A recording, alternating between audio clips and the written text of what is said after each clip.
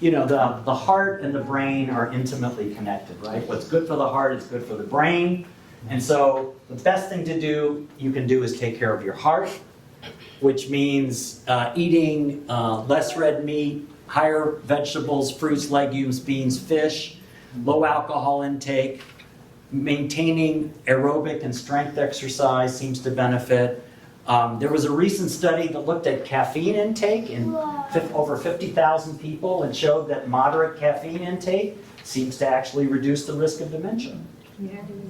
Not decaf. Not decaf. Interesting. So decaf doesn't work. And also it turns out there's a dose response curve. If you drink more than about 3 cups a day, there's no additional benefit. So you can stop at 2 or 3 cups a day.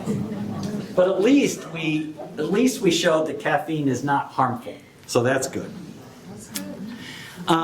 So I would say that staying intellectually active is critical.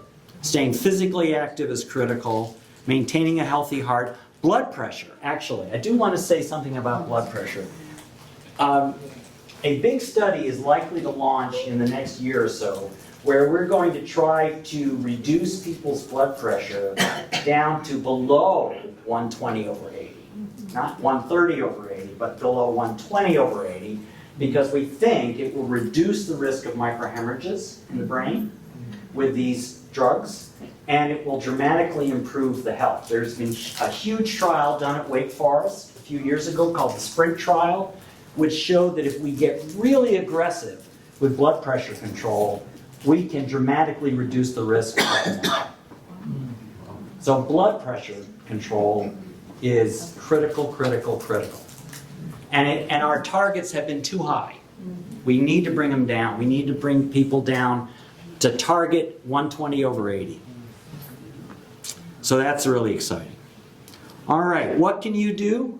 In addition, you can participate in the study if you aren't already. We love everybody that's helping us. We can't make progress without you. We can cure Alzheimer's disease in a mouse, no problem. Seriously, we can stop Alzheimer's disease even in a transgenic mouse. But humans are not mice. And what works in mice doesn't work in humans. And so we need clinical research to do this. You guys are part of the solution. You're amazing. We love you. And we want to continue working with you. And somebody once calculated to get all the people we need in the US to do the trials, which would be about 4,500 people nationwide right now in clinical trials. It's probably actually higher than that now, probably 6,000 or 7,000. We would need to talk to 7 million people, minimum, because of this funnel effect. Well, good evening. It's really good to be here with you. I'm Joellen Wilson. I'm an associate professor of psychiatry and behavioral sciences here at Vanderbilt and a researcher here in the Center for Cognitive Medicine. I have focused much of my work over the past few years in partnering with Dr. Newhouse and with colleagues in the Center for Cognitive Medicine to make Alzheimer's disease research available to our friends with Down syndrome. We feel that this is really... A little louder, please. You can't hear me? Okay. I will try to speak louder. Just get a little closer to the microphone. Guess I'm not tall enough. Okay, can you hear me okay? Yeah. All right. What I was saying is that for the past few years I've been focused on partnering with Dr. Newhouse and with colleagues to make Alzheimer's disease research, including clinical trials, available to our friends with Down syndrome. And I feel that this work is absolutely pivotal. For too long, they have been excluded from clinical trials, like the amazing work that you've been hearing Dr. Newhouse talk about for the past 40 years. We've been moving towards somehow one day hopefully finding a cure for Alzheimer's disease. And for many years, our friends with Down syndrome, who we know are at elevated risk for Alzheimer's disease, have been excluded from this work. No more. We are working to try to close that gap and to make these studies available to our friends with Down syndrome and hopefully to include them in finding a cure. So I'm going to talk just for a few minutes about the future of Alzheimer's disease research and Down syndrome from my perspective, both as an Alzheimer's disease and Down syndrome researcher, but as a clinician who I have devoted my clinical career over the past few years to creating a psychiatric clinic that is devoted to caring for the behavioral and cognitive needs of individuals with neurodevelopmental, intellectual disabilities, including Down syndrome. So just a little bit about the epidemiology of Alzheimer's disease and Down syndrome. I'm not going to read all of these bullet points here, but I really want to point out that this is not a small issue. This is of vital public health importance. And so one of the things I haven't told you yet, I told you that I'm a psychiatrist and a researcher, but I'm also an epidemiologist. And so I like to think about these facts and numbers, and I think about the public health impact of the diseases that we're studying. And Alzheimer's disease is a big public health problem for our friends with Down syndrome. We know that there are over 200,000 individuals in the United States living with Down syndrome, and we know that probably about 90 to 95% of those who live into the 6th decade of life will be affected by Alzheimer's disease. Many of those by the 4th decade of life will already have elevated amyloid in their brains, which Dr. Newhouse has been talking to you about, is one of the main risk drivers of Alzheimer's disease.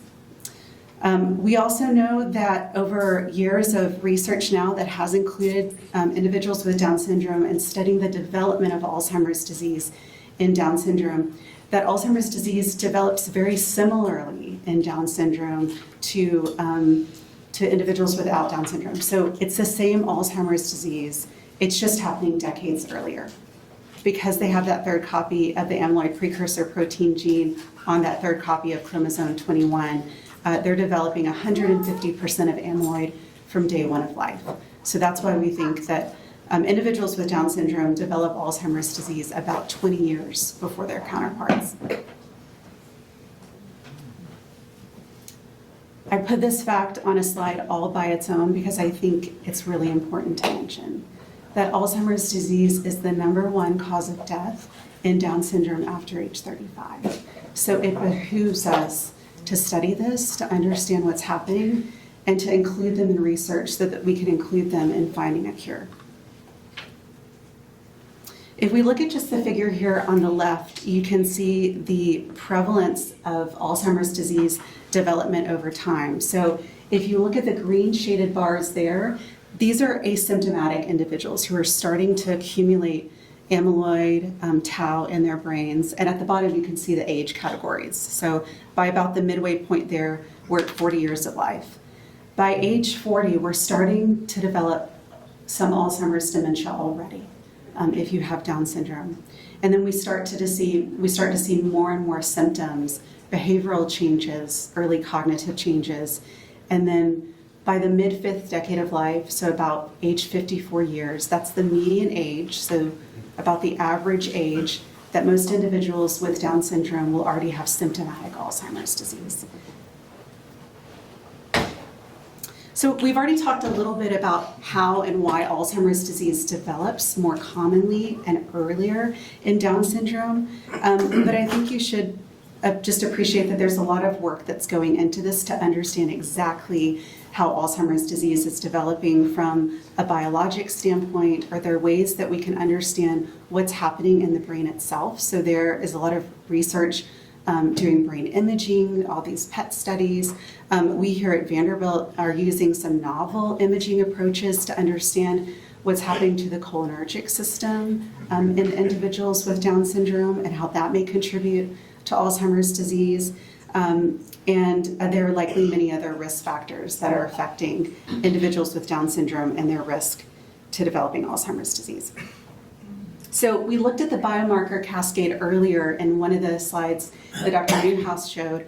We're doing the same in Down syndrome. We're trying to understand how these biomarkers, amyloid, tau, and other things are evolving over time in individuals with Down syndrome. And so we're trying to replicate some of those same studies that were done a decade or more before in individuals without Down syndrome to say, hey, this is actually really similar and it's happening at a very quick rate.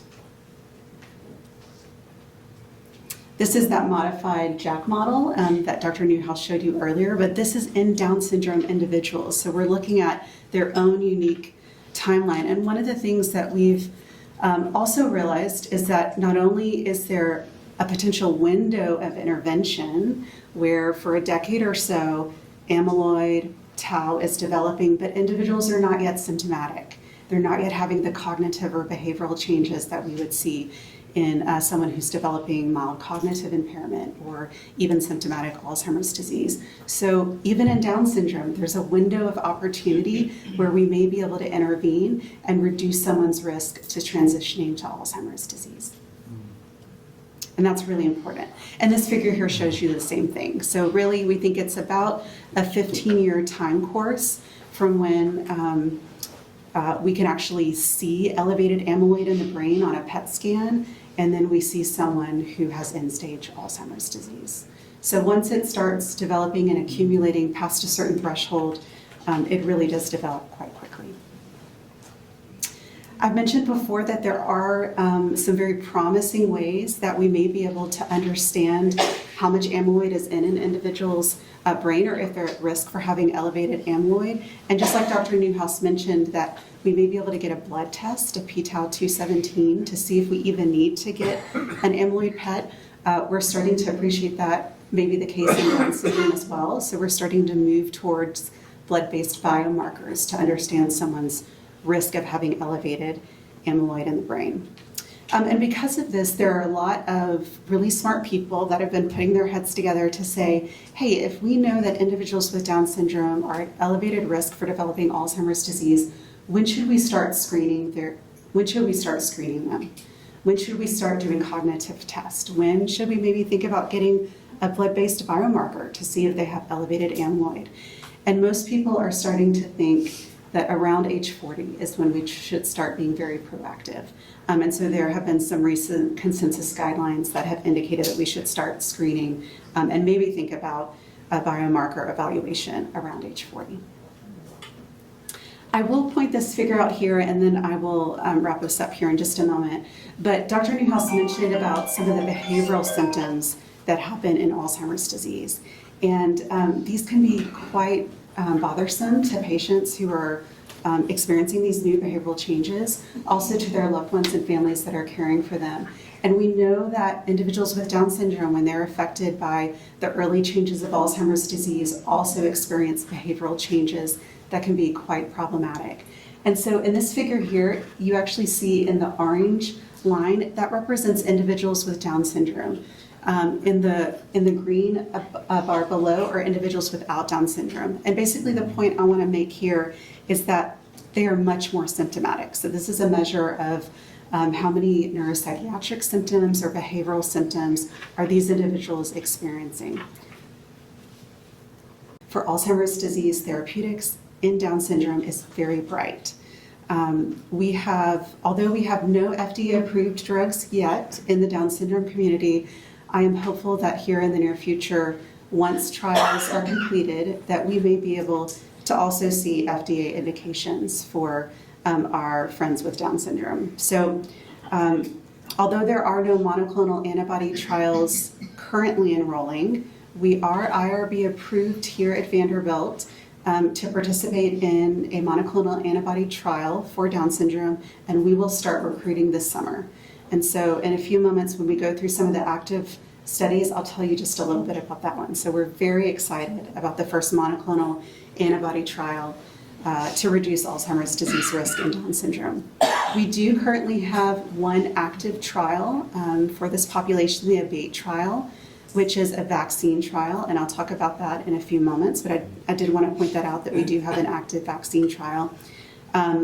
And I think there will be many, many more down the road. So I just wanted to leave you with a word of hope and encouragement that we are committed to participating in these trials and making these trials available to the Down syndrome community. So thank you for your attention. Tonight I want to talk a little bit about one of the programs that we have to support independence for those loved ones that we have who are living with Alzheimer's disease or early onset of Alzheimer's disease. We know we want to keep our loved ones as independent as possible for as long as possible. And there has been some studies and some things and just some little tricks of the trade that we can do to really help our loved ones with that. And you, as a family member or caregiver, are one of those key people that know your loved one the most, who would be able to help with that. We know that Alzheimer's disease causes more damage to brain cells as the disease continues to progress, just like we've been talking about. What does that mean for the person living with Alzheimer's or dementia? It's harder for them to follow instructions, move from one activity to the next, or even remember the steps that it takes to do a task. So how can we help and what can we do to maximize our loved one's person's independence? We can do that by encouraging independence by a few different ways. Really focusing on what the person can do instead of focusing on what the person can't do. I think sometimes we get stuck in that, what they can't do, but really let's focus on what they can do and be positive. Doing tasks with the person instead of doing tasks for the person. So something as simple as, oh, well, just let me do it, I'll do it anyway. No, let's try and do it with the person. And then really connecting with your loved one instead of correcting them all the time. This is one step that would really help. Also pay attention to the person's ability as they change, because as the disease progresses, so will their ability to do certain tasks. And so we may need to adjust our approach to what we do. Take a break and really maybe do it in smaller steps. So instead of getting dressed in one big swoop, maybe we take our time and just do that in baby steps. And so this way it's not as such of a hard task on the loved one. This way we know that at some point they may not be able to finish this step or be able to finish all of it. So if we do it in those small steps, it could really help. So we talk about with the association person-centered support for activities. So this is really and I'm going to go over some of these 4 steps and then take one example of putting it into practice. So in the early stage of the disease, we know that people living with Alzheimer's are usually still really independent with their personal care. So a lot of times we do hear it's like they're not bathing or maybe not eating as well. Getting a hard time for them to go and take a shower or difficulty getting into the bathroom. So we know that over time, they're going to need some more support with these. And over time, your support is going to have to adjust as their needs adjust as well.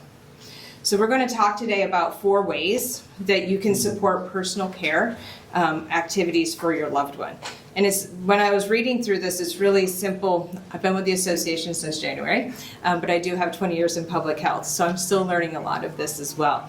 But one of the key things that stood out to me as I was reading through how do we help someone with their daily task of living is plan your approach.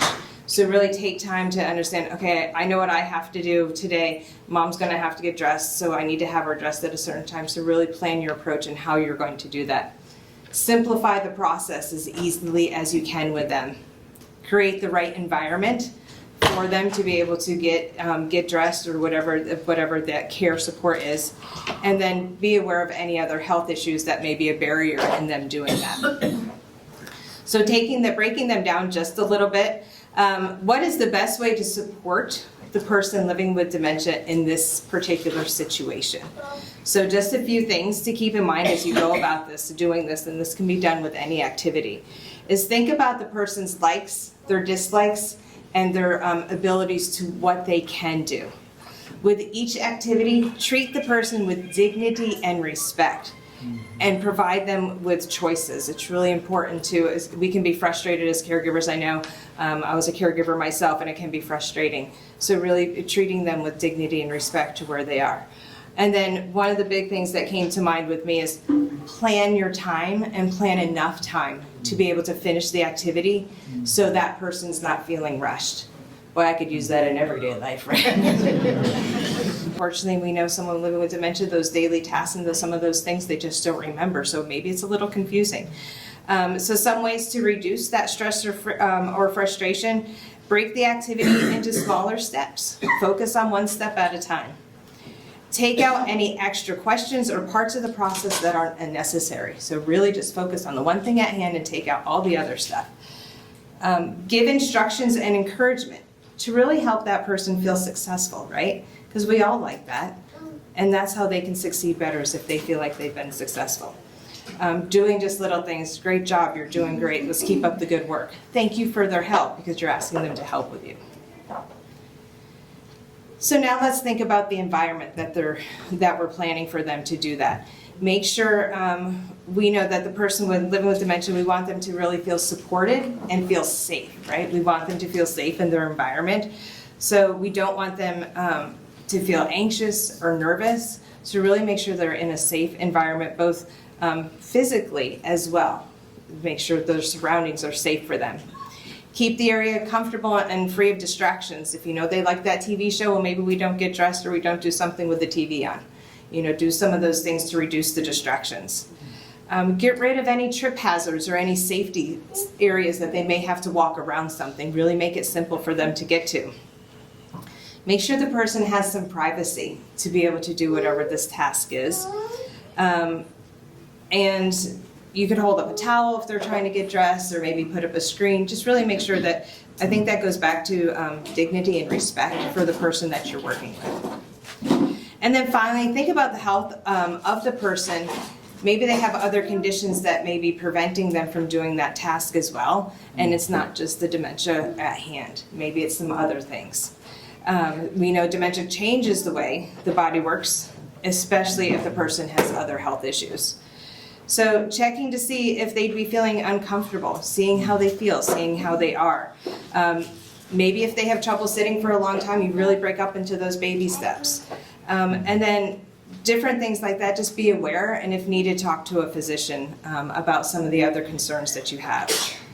Now I just want to take a few minutes and okay, this is all great information, but how do I do this at home? Because that's sometimes how I feel, right? We hear about all this great information, but what does that look like putting it into practice?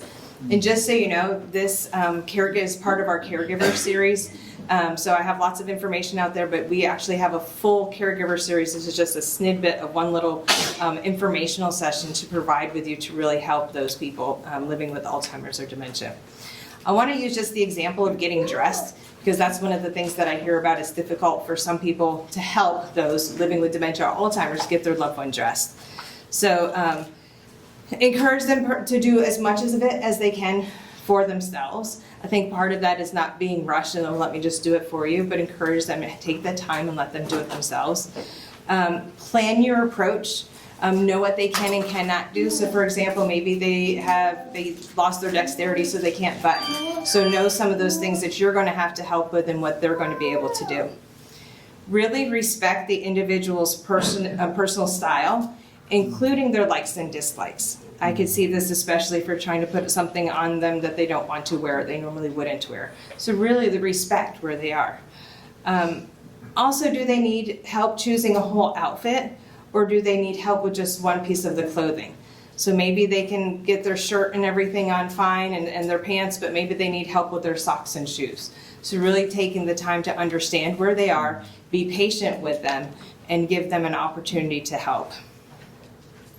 So let's simplify the process. One of the things is, okay, we're going to get dressed. Let's take off all of your dirty clothes. Maybe they can do that themselves.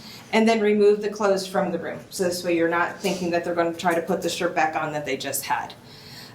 Instead of choosing clothes for them, maybe just choose 2 outfits for them to wear. And this way they still feel like they are part of the decision making of what they're going to be able to wear that day. Also, it is just like going backwards with our kids. Lay out the clothes for them. So maybe put them in order on how they put them on, because it might be overwhelming and confusing for them to be, here's your outfit, now get dressed. Okay, here's your shirt. Let's do your shirt first, and do it in those baby steps to help them out. Also, sometimes you can help by using some prompts, right? Say, okay, now you're going to put your arm through the hole. We're going to put the shirt over top of your head.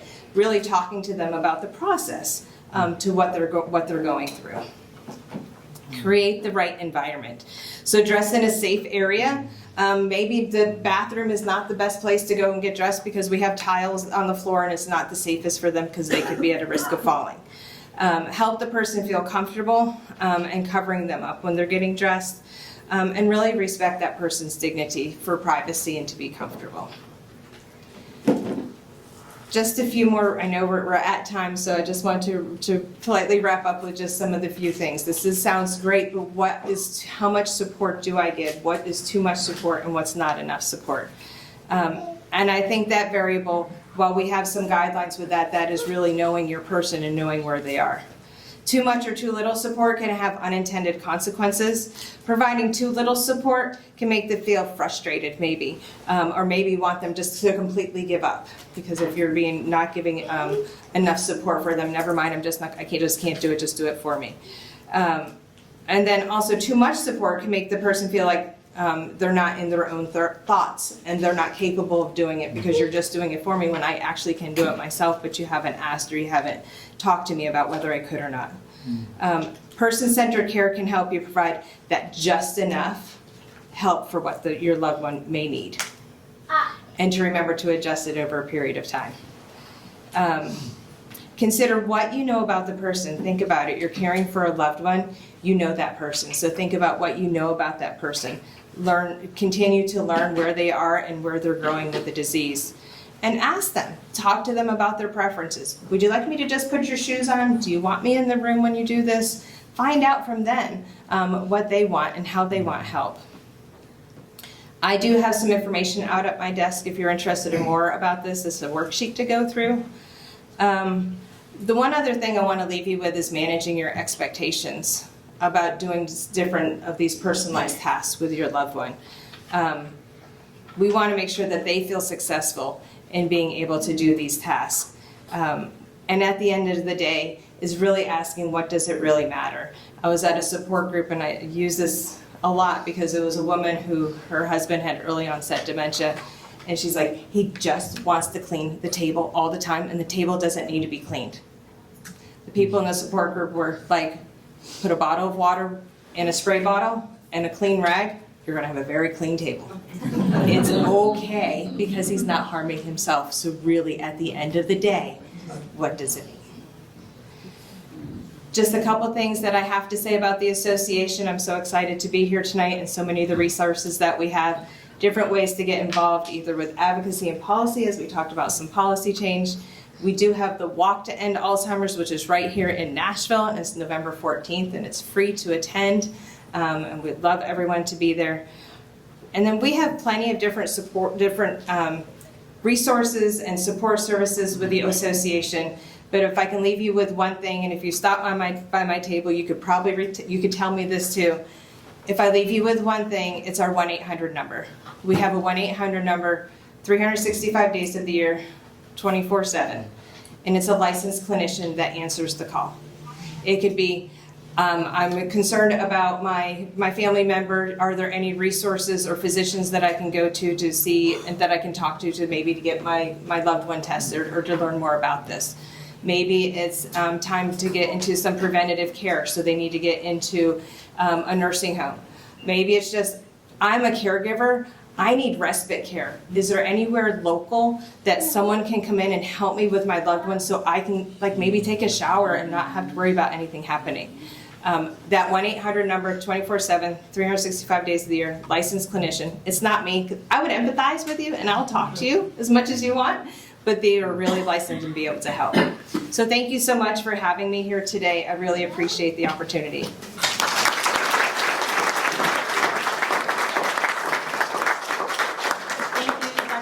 Dr. Wilson and Marcelo.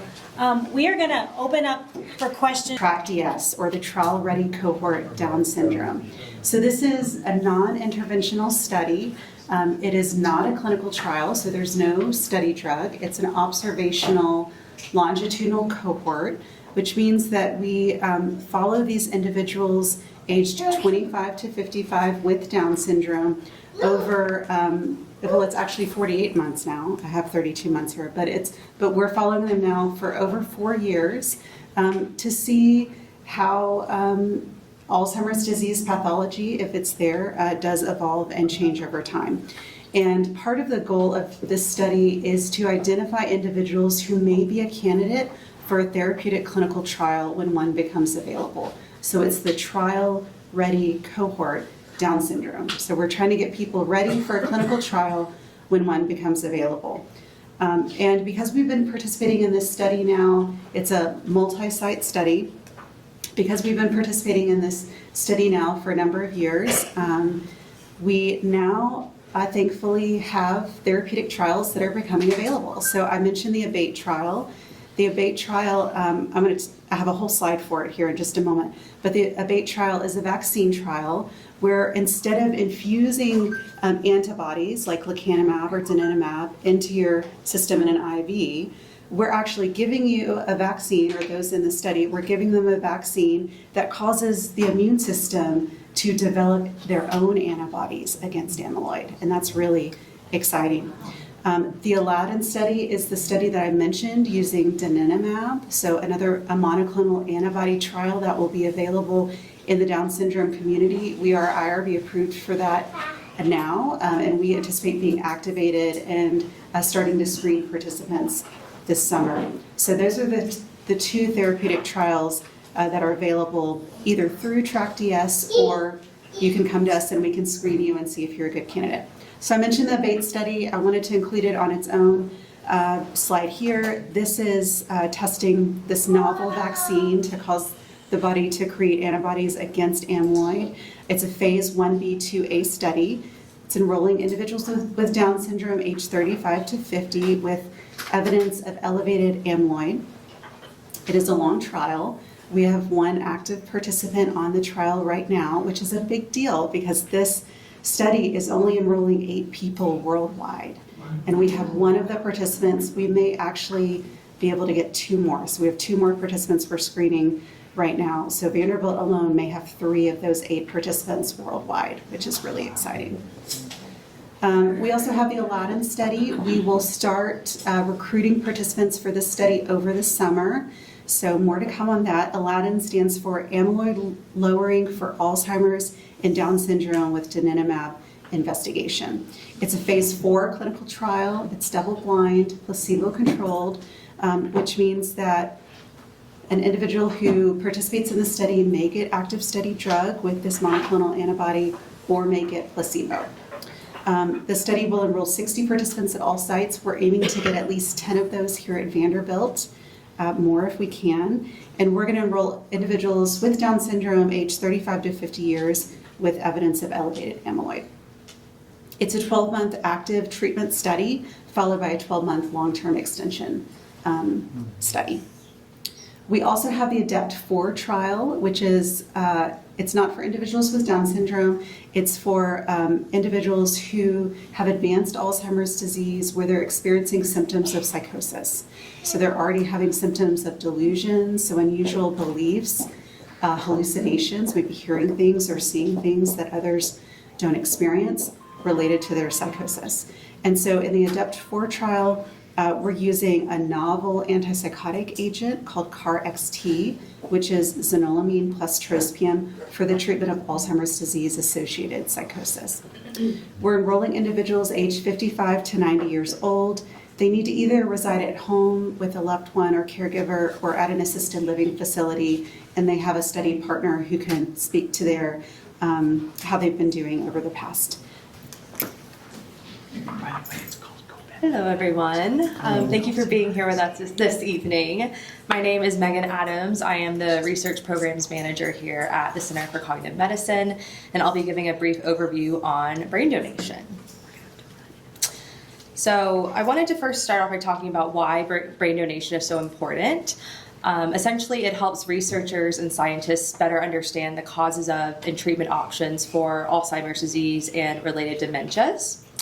Once the brain donation has occurred and then the brain autopsy has been completed, this is a way to determine with certainty whether or not someone had a diagnosis of Alzheimer's disease or another disease caused by dementia. So a lot of times this can often bring comfort and clarity to families who might have uncertainty with a loved one who's passed away. Additionally, brain donation, when a brain is donated, it can help provide tissue for hundreds of different research studies, which is essential for providing potential breakthroughs in research and giving us more information than we would normally have without the brain. And essentially, it also provides hope to future generations who are at risk for developing dementia. So here at the Center for Cognitive Medicine, we have 2 different brain donation programs that are ongoing. So anyone who is currently enrolled in an ACTC affiliated trial or ADNI here at Vanderbilt can donate their brain. This includes people who do have memory and thinking problems as well as those who do not. So the first program is the ACTC Brain Donation Program. So this program is specifically for individuals who are currently enrolled in either AHEAD, START, or Libby.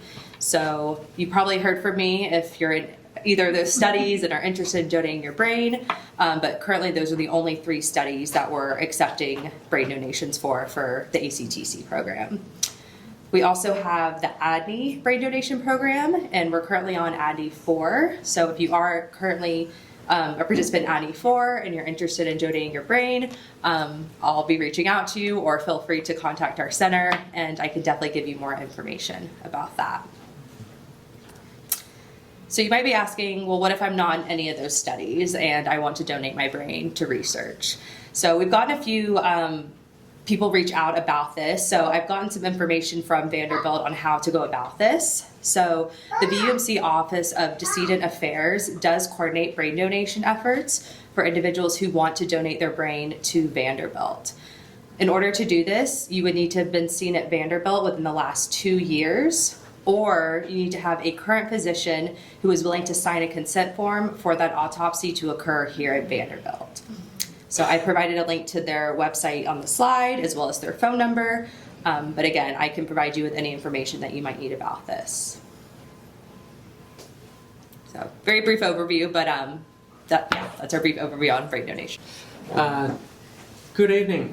So I'm just going to talk about a couple of upcoming studies that are coming on really quickly. So the first is called HOPE-AD, or it's using a novel new molecule called 2-HOBA, which has been developed by some of our partners at MTI Biotech, and it's funded by the Alzheimer's Drug Discovery Foundation. This is a sort of novel 12-week treatment study. We're testing 4 different dose groups, a low, medium, and high dose, and a placebo group. We're looking for patients aged 55 to 85 with mild cognitive impairment or early amyloid and positive biomarkers. And so we're hoping to launch that in the third quarter this year. I also just want to touch very briefly on a small pilot study that we're also recruiting for now. This is a deep brain stimulation study for the cholinergic system, one of the systems that is degraded over time with the onset of Alzheimer's disease. This is using a very well-established treatment structure that is often used in Parkinson's disease, but we're partnering with the Department of Engineering and Neurosurgery here for a different style of sort of benefiting the sort of brain. And again, this is looking at patients with mild cognitive impairment or early AD between ages 60 to 80 years. And I'm going to turn it over now to our Citizen Scientists Awards. Now we are going to move to our Exemplary Service Award. And it is actually my honor to present this very special recognition today. This is the first time we are presenting this award. And it's an award that was created to recognize someone from our amazing small but mighty team who consistently goes above and beyond in service to our participants, our research, and our team. And as we introduce it for the very first time, it's only fitting that it carries the name of someone who has defined that standard for all of us. The Paul Newhouse Exemplary Service Award. So Dr. Newhouse is not only our fearless leader, but an exceptional and inspiring physician, researcher, scientist, and mentor, even from a small box on our computer screens. He leads us with consistency and with a commitment to excellence that shapes everything that we do. This award is meant to reflect those same qualities. And this year's inaugural recipient truly embodies them. She is kind, witty, dependable, and always willing to step in, often before you even have to ask. She's the person who says, "I can help," or "I can do it," without hesitation.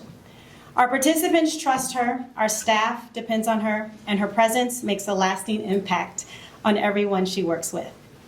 It is my absolute pleasure to present the first ever Paul Newhouse, MD, Exemplary Service Award to Dr. Sarah Nelson.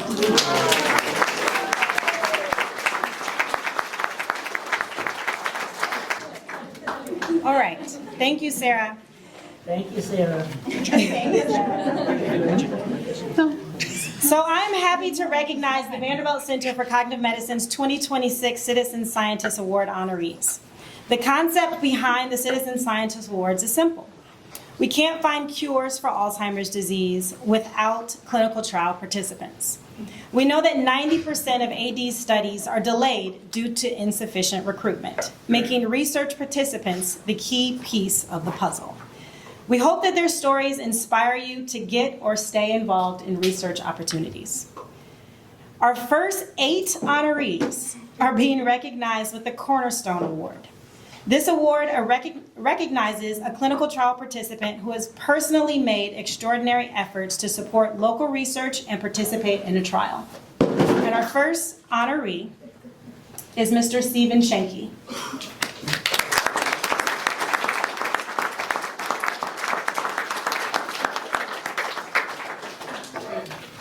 Mr. Schenke is one of our START participants, and it has been an absolute pleasure working with him. Mr. Schenke always travels with his wife, Karen, 3 hours to and from every visit, and still always takes the time to make sure we know how appreciative he is of all the hard work we put in. He continuously puts a smile on all of our faces, and he keeps all of us laughing. From the first time Mr. Schenke came in, he talked about his passion for research, which is inspired by his father. His father was not only a researcher himself, but also a research participant. He was part of an Alzheimer's study at Purdue, and that is part of what inspired Mr. Schenke to come in. Mr. Steve makes sure we know every time he comes in that he's not only coming in for his father, but also for himself and the Alzheimer's community. When I asked Mr. Steve what was the most rewarding part of being in a research study, he said it was that he now finally has a reason. He was able to gain answers through this study, and he doesn't have to wonder why he does some of the things he does. And he's not beating himself up for it anymore. I just found that answer really compelling and unique that I wanted to share it. So Mr. Steve, I was not able to find Christy Brinkley to give this award to you, but I hope you will still accept this Cornerstone Award for your exceptional dedication to the START study. In Indianapolis, I'm sure it was Eli Lilly. My brother was with it at the time. It could only be diagnosed as Alzheimer's by autopsy. I'm the only one in the family that supported it, but, and I have proved the same thing if I ever get, maybe. But I appreciate it. I enjoy it.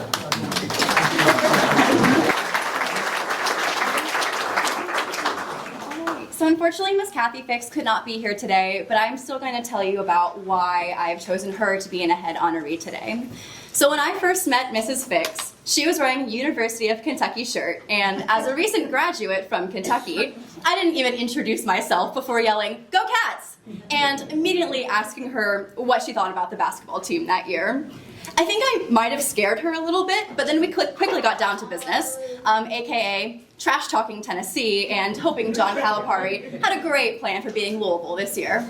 He did not. As one of our earliest Ahead participants, Mrs. Fix has consistently shown what hope and courage can do in the face of a terrible disease. She joined the Ahead study because she watched her mother fade away from Alzheimer's and wanted to do everything she could to ensure her children did not experience the same thing. Mrs. Fix is someone who feels emotions deeply, and I have been in awe of her ability to grapple with her own fear and come out on top. Her mental fortitude is inspiring to me, and has taught me that with enough love, I can do anything. As someone who researches all of her surgical procedures and likes to know exactly her health condition and results, I know that being in this study has been difficult for her. Ahead cannot tell us a lot of results due to being a double-blind study, meaning none of us really know if we're getting the medication or not. Regardless of these hurdles, Mrs. Fix has shown up with a smile on her face, barring any crazy Lyft drivers, and continues to amaze me with her dedication and care. Thank you, Kathy, even though she's not here. Please accept this Cornerstone Award as a token of our appreciation.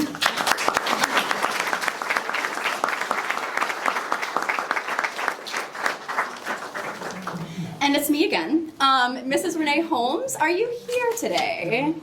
All right, she is also not here, but we'll go ahead and move on.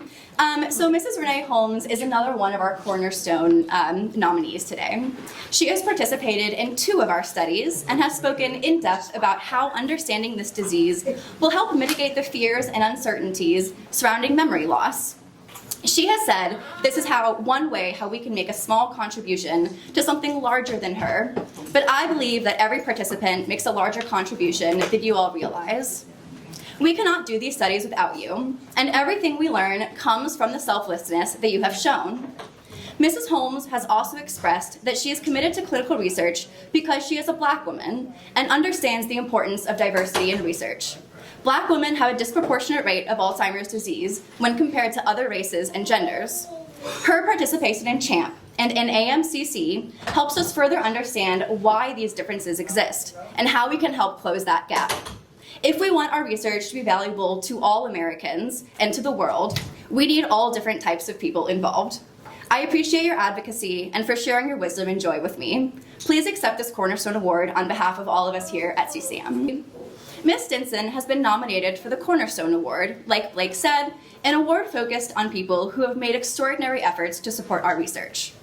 Not only does Ms. Stinson live far away, but she has made every possible effort and made personal sacrifices to contribute to our research. Teresa first got involved in clinical research because her mother, Mrs. Alice Stinson, was diagnosed with dementia. After coming to CCM, she realized she could also join in trials to help us understand more about family history and how this disease can affect generations. Almost every single one of our staff members has met Mrs. Alice and Mrs. Teresa, and all of us agree how kind and incredible these women are.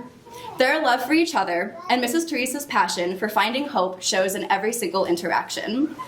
Everything Mrs. Teresa has been an honor to honor her mother, Miss Alice, and I know she will continue to honor her legacy.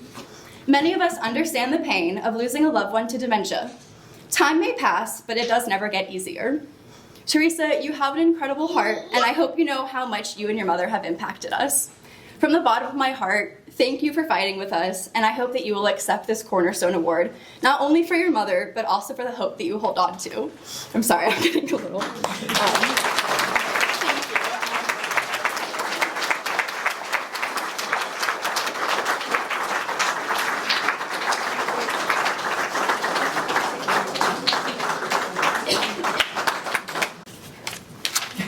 It's also me again. Hello.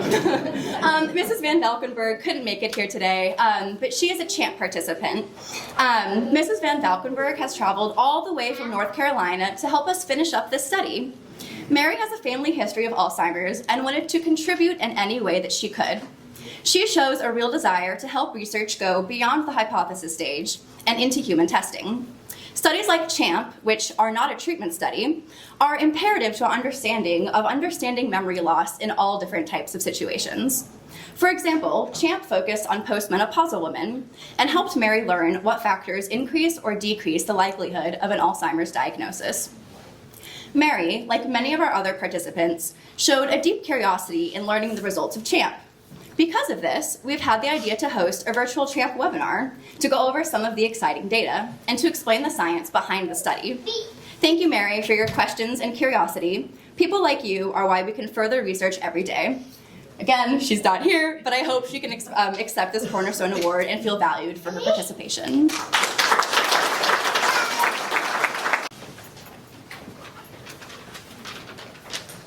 Hello, my name is Damaris, and I want to nominate Mr. Kin for the Cornerstone Award. Mr. Kin joined the ADNI-4 study last year after already finishing participation in another study years ago here at CCM. He is grateful for joining ADNI-4 study because he's able to get the necessary care that he needed much earlier than he expected. While there are many other studies-related activities that can be difficult to be done, he said that these are minor inconvenience compared to the long-term benefits that may provide to people, can provide benefits for people in the long run. This is why we are happy to award Mr. Kin the Cornerstone Award. And I believe he's not here today, but hopefully he accepts this award from all of us.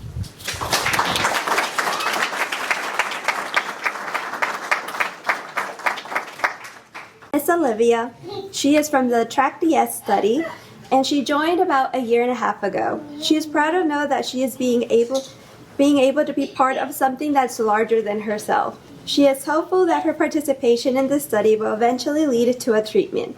That is why we are happy to award Miss Olivia the Cornerstone Award. And I believe she is also not here today. So hopefully she accepts this award. I would like to nominate Mr. Jeff the Cornerstone Award. So Mr. Jeff joined the Evoke studies during a difficult time. It meant everything for them to be part of this study. It gave them hope and believed it was an answered prayer. They are so grateful to the staff that had been with them through this journey. It was always a pleasure to see Mr. Jeff and Mrs. on the site. Their calm and positive spirits always contagious. We are happy to award Mr. Jeffrey Pope the Cornerstone Award.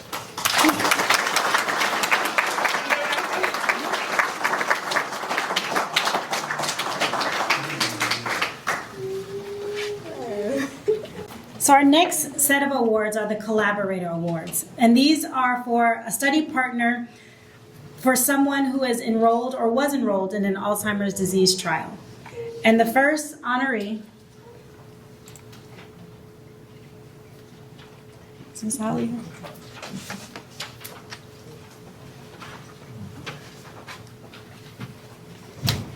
Miss Deirdre Hawley is the wife of Mr. Mitchell Hawley, who is one of our Libby participants. This study was one of the more unique studies we have done, in which our lab got to go to the homes of all of our participants. Mr. Hawley was one of the first participants we were able to enroll, and Miss Deirdre welcomed us into her home with open arms. And she completed everything we needed of her perfectly and with a huge smile on her face. This study went on for 6 months, and we were going to her home nearly every week. She spent time with us explaining their love story and showing us pictures of their life together.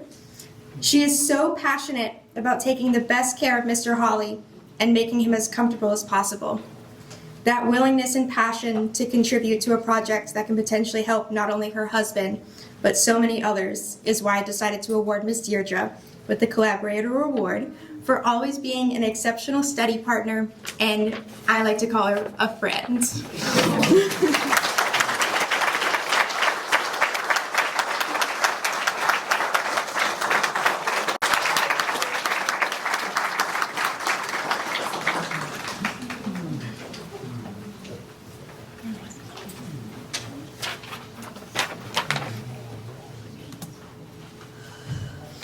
So I've got one more study partner. Miss Lori Amos is the wife of Mr. Byrne, who is currently one of our START participants. I frequently tell both of them when they come in for their visits that they have received a research gold star. So it should not come as a surprise to both of them that I'm also awarding Miss Lori with the Collaborator Award for her work as study partner and the START study for her husband. From the beginning, Miss Lori has shown such a great fire and dedication to making sure her husband gets the best care he possibly can. She talks often about supporting research endeavors, and she frequently answers questions for me before I even ask them. Both of you are truly such positive people and always come in with a smile on your faces no matter what is going on. I'm so proud of both of you and the journey you have been on in the last few months. Mr. Byrne, I am ready to read your book. Thank you both so much for your hard work and dedication, but a particular shout out to Miss Lori for all your hard work supporting Mr. Byrne and supporting this study.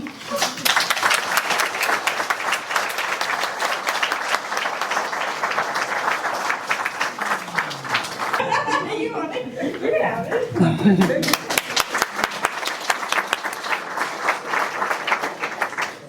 And our next participant, Mr. Brian Dewey, could not be here today, but he travels with his son Evan all the way from Atlanta to participate in the ABATE study. And we have a short video.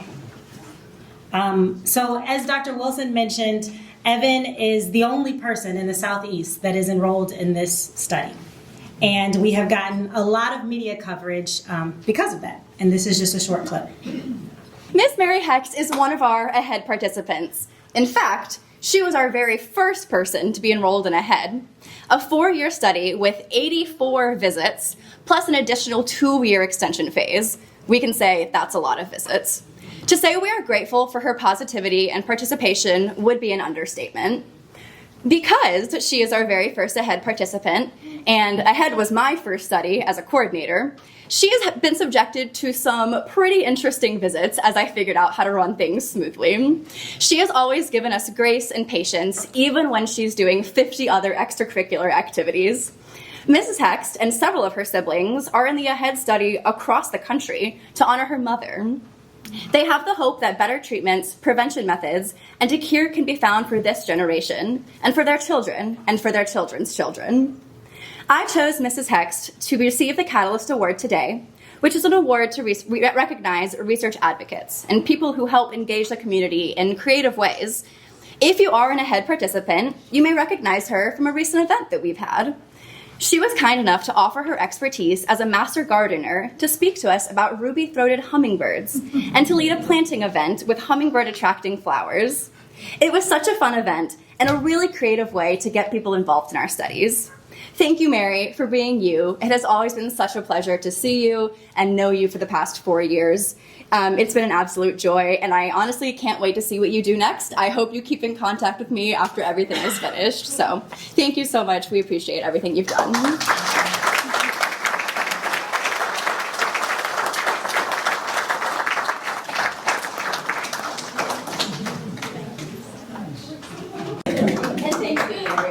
I just want to say this is the cutest couple here. It's Mary and Gary Hext. Award is the Cultivator Award. And this award goes to a community partner, organization, or leader that works with the site to engage, educate, and empower community members to learn more about Alzheimer's disease clinical trials. And this year's honoree is Pastor Ella Clay. Pastor Ella Clay and historic First Community Church have been instrumental partners in supporting our site's community engagement and outreach efforts. Through her leadership with Healing Minds and Souls, Pastor Clay co-hosts the monthly 37208 Health Fair, which provides a trusted, accessible space for Vanderbilt Center for Cognitive Medicine to educate North Nashville residents about brain health and research opportunities. This partnership has significantly expanded our reach into historically underserved communities and strengthened trust in Vanderbilt health and clinical research. Pastor Clay also serves on the Vanderbilt Memory and Alzheimer's Center Community Advisory Council, where she offers critical community insight that has directly contributed to increased awareness and participation in research. Please help me in congratulating Pastor Ella Clay.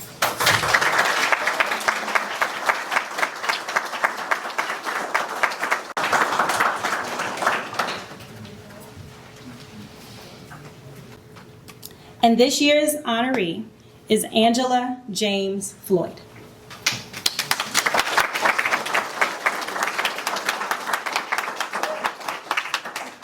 Good evening, everyone.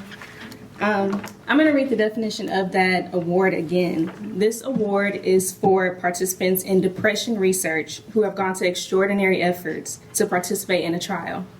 When I read that description, I immediately knew who I should nominate. In our short time working together, Miss Angela faced unexpected challenges with so much grace.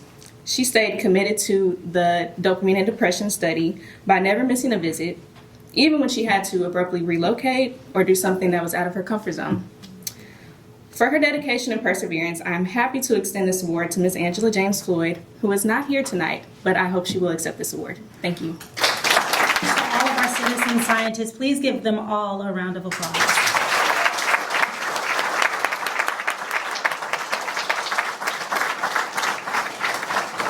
So we have one more group of awards tonight, and this is for our study completers recognition. We want to thank all of our AHEAD, COMET, Novo Nordisk or EVOKE study, Libby, MIND, and CHAMP participants for their participation and finishing a study. So all of those people who are here, there is a bag for you up front, so we can give that to you on your way out. I just want to let you know about some upcoming events. We will have a CHAMP participant webinar on June the 3rd at 5:30. If you would like to attend that, it will be over on Zoom or Teams, probably Zoom. And you can contact Laura if you are interested in attending that. We will also be having a Down syndrome and Alzheimer's disease participant webinar. That date is to be determined, but we will let you know about that, and Damaris will be the contact person for that. You can't take it with you, so, right? Okay, so I'm covering for Dr. Andrews, who is our Director of Alzheimer's Clinical Trials. She had a family emergency and couldn't be here tonight. She was supposed to be talking about this, but this is this combination trial that I mentioned earlier, and this is going to launch this summer. This is not for Down syndrome folks. This is for Alzheimer's disease in non-Down syndrome individuals. And this is something called, we're calling it the ATP trial, or Alzheimer's Tau platform. And what it means by platform is that we know that there are drugs like donanemab and lecanemab, which are these antibodies, right? We know they're FDA approved. We know they produce a certain degree of benefit. But we'd like to enhance that. And so the idea here is to add in one of these tau, anti-tau directed therapies. And so the idea here that Adam Boxer, who is our national PI, principal investigator for this trial, came up with is that we would run sort of simultaneous or sequential multiple trials with different anti-tau molecules. The first anti-tau antibodies that have been tried failed miserably, unfortunately. Probably because they just weren't very good at attacking the tau protein. We now have better tau molecules, but the reality is that you're not going to treat somebody in 2026 without an anti-amyloid treatment, right? That's become standard of care. And so we're not going to put somebody just on placebo. That doesn't make ethical sense to me as a physician, nor would it make sense to you. And so the idea is to add in a tau-directed therapy or a tau placebo therapy on top of one of the available anti-amyloid antibodies. So that's going to be launching this summer here, and we're going to be recruiting people with early or mild Alzheimer's disease who are interested in doing a trial and essentially getting a combination approach. So stay tuned for that. So donanemab, actually the FDA label actually says you can stop treatment. Because that's the way the clinical trials were designed. They were designed to stop when the amyloid got really low. And so what do we know? The data that's been released so far shows a very slow reaccumulation, but it seems to be very slow. And so at this point, the way we're interpreting this is you don't need to go back on it anytime soon, but no, you never say never in this business. So we're not sure what will happen if it starts to reaccumulate to a higher level. Sort of participated in this study a few years ago, the Apollo E4 trial. It recently read out, and it did not meet its primary endpoints, meaning that its primary endpoint failed. There was some evidence of benefit in a small subgroup, so what they're calling super responders. And there is a 2-year open label extension that is continuing until December of this year. I don't think this molecule will make it to market. Personally, I don't think it will ever get FDA approval, but I've been wrong before, so we'll see. Somebody also asked about this molecule, obicetrapib. If you can say that, you don't need it. So this is a drug that has to do with cholesterol metabolism, and And there is some proposal that this was first developed for people with hyperlipidemia that doesn't respond to statins, right? So it's like the next step beyond statins. Now, it's not FDA licensed yet, but we have been approached, actually, ironically, about an early phase 1-2 study that this company wants to do starting in late 2026. We may or may not participate in this. We're just starting the discussions with that. This would be a prevention trial, actually. It would be actually to see if, particularly in people with the E4 gene, can we reduce essentially the cholesterol metabolism damage that E4 seems to be involved with. And then there was a question about gene therapy for ApoE4. Yeah. All right. Well, thank you very much. We'll see you next year.